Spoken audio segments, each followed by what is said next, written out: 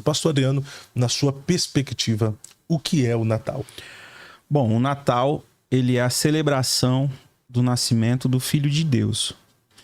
Embora a data 25 de dezembro, como foi cravada, tenha sua origem, né, de algumas festas oriundas do Império Romano, né? E sabemos que essas festas tinham ali o seu teor pagão, mas o nascimento de Jesus, ele não acontece de fato dia 25, e essa data é uma data que nós conseguimos chegar a alguma coisa aproximada, fazendo algumas contas, olhando para a linhagem de Zacarias, né? João Batista era 6 meses mais velho do que Jesus, então tem algumas contas que a gente consegue fazer, mas não conseguimos cravar uma data. Então, de fato, 25 de dezembro não é a data do nascimento de Jesus.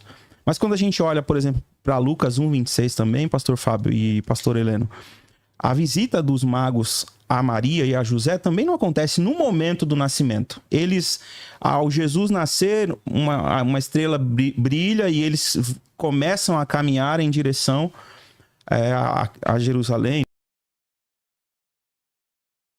Entende? José e Maria, onde Jesus estava, com cerca de 2 anos depois do nascimento. Então a gente sabe que tem essa questão geográfica e também cronológica, né? Então, o que é o Natal? Na minha percepção, o Natal é o nascimento e é a encarnação. O Natal é o símbolo da encarnação do Filho de Deus. Então, por isso que ao receber este convite, eu falei, não, de fato, o cristão, ao se calar nessa época, principalmente agora, estamos chegando aí na reta final, quando nós nos calamos e colocamos na conta de uma festa pagã, de induções, de idolatria, nós vamos perceber que é isso exatamente que o nosso inimigo, né, o inimigo das nossas almas, ele quer, que a igreja se cale, que a gente pare de anunciar a boa nova de salvação. Então, o porquê nós nos calarmos em uma data, tudo bem, não foi essa data específica que Cristo nasceu, mas foi uma data cravada universalmente, onde todo o mundo comemora esse período. Então a gente vai falar aqui no decorrer do nosso debate sobre esses ícones que foram sendo acrescentados a essa data tão importante para nós como cristãos, porque João 1,14 vai dizer que o verbo se fez carne e tabernaculou, né, e esteve entre nós. Então, a encarnação de Cristo, ela traz essa realidade das boas novas, né, de nós trazermos esse significado real do que é o Natal. Então, por que nos calarmos diante de uma realidade? Mas culturalmente se corrompeu essa data. Então, aí a gente vai ter que parar de fazer tanta coisa que culturalmente também se corrompeu. E aí a gente vai ser contra, então não vamos poder mais celebrar casamento da maneira que celebramos hoje nas nossas igrejas. Não vamos mais poder comemorar aniversários de ninguém, porque tudo isso tem a sua origem também em outros momentos e pontos históricos que trouxe, de uma certa forma, influências, né, de datas antigas cravadas. Então eu creio que o Natal deve sim ser comemorado da forma correta, trazendo à evidência o nascimento daquele que é o nosso Senhor e Salvador. Perfeito. Apóstolo Heleno, o que é o Natal? Bom, o Natal é o que conhecemos como uma festa religiosa, uma festa cristã, mas que, no fundo, ela nunca teve e mais se perdeu de um possível propósito. Quando a gente pensa em Natal, ela é uma festa emblemática. Eu venho de cultura católica romana e sempre foi para a gente uma data muito importante. A gente sempre celebrou, sempre teve aquela alegria no meio da família. Todas estas coisas são boas, são extremamente boas, são gostosas, né?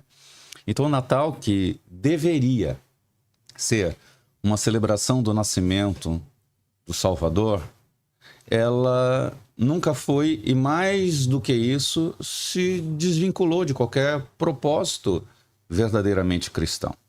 O que aconteceu foi que, com 300, 400 anos depois de Cristo, depois de toda a escritura bíblica, é que começou-se a inserir esta festa para tentar justificar ou fazer uma releitura ou uma ressignificação de festas pagãs dentro do cristianismo.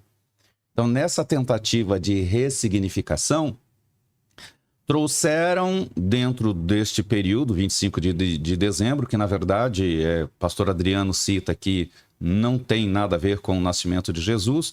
Eu, particularmente, creio piamente que Jesus nasceu na festa dos tabernáculos, porque está aí todo um propósito dentro das festas, né? Páscoa, o sacrifício do Cordeiro, Shavuot, que Pentecostes é a colheita, que tanto aconteceu depois da morte de Jesus. 50 dias depois, houve a pregação de Pedro e a primeira colheita da igreja. Era festa de Pentecostes, Shavuot, uma festa de colheita, uma festa de agrícola, de celebração a Deus pela bênção dada.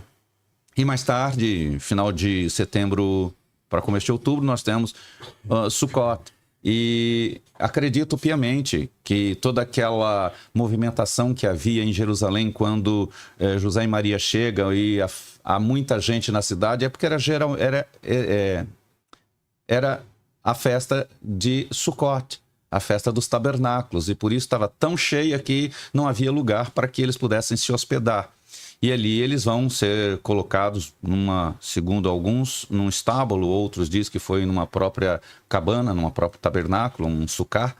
E então, dever-se-ia. Mas eu tenho... A minha grande problemática com isso é que o quanto de um propósito de releitura ou de ressignificação de um paganismo pode ser aceito dentro do cristianismo. Nos primeiros momentos da igreja cristã, a festa do Natal não se aceitava. Quando ela surgiu, também houve uma relutância muito grande.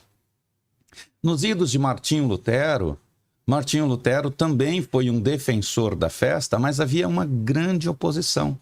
Mas também, desculpa o que eu vou dizer aqui, pastor Fábio, pastor Adriano, Martinho Lutero, neste âmbito, ele não é muita referência para mim, porque, inclusive, ele mandava matar judeus.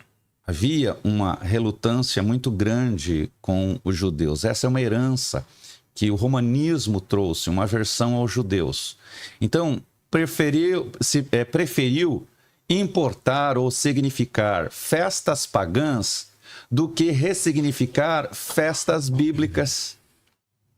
Então, este é o grande problema. A atriz da problemática está aí.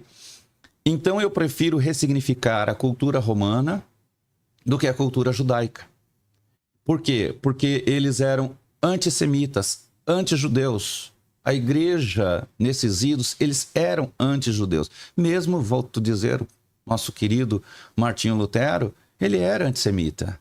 Então, nós vamos ver que essa importação, essa ressignificação, traz no seu escopo uma série de enganos, uma série de aceitações equivocadas do que o verdadeiro cristianismo deveria professar. O verdadeiro cristianismo jamais ele se formatou pelo mundo. Paulo mesmo diz que nós não devemos nos formatar, tomar a forma do mundo, das coisas que não são divinas, das coisas que são profanas. Profano quer dizer fora da igreja. Mas a igreja, desde muito, ela procura trazer o que não é para dentro da igreja e dar uma maquiada e transformar, em fantasiar em.